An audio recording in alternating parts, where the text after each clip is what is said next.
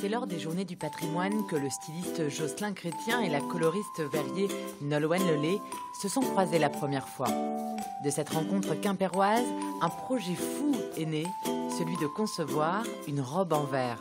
Le verre, matière rigide, matière noble, matière coupante, matière froide, matière transparente. Mine de rien, le verre a aussi d'autres particularités qui est de garder la chaleur.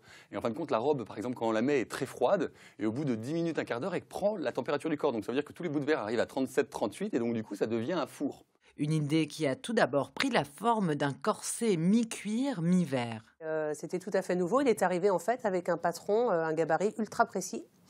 Comme un squelette, il m'avait dessiné chaque pièce de verre et je devais faire en sorte de lui réaliser chaque petite lamelle. Donc là, on doit avoir 160 pièces de verre environ. L'assemblage forcément du verre demande quelques petits ajustements parce qu'on ne peut pas les laisser s'entrechoquer, sinon ils vont casser.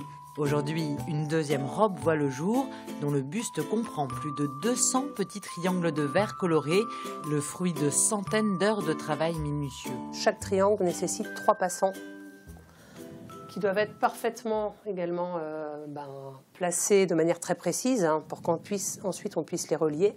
Donc 600 passants. Ça a été un travail de longue haleine. Cette robe part cette semaine à Paris pour être exposée à l'atelier rue Daumesnil.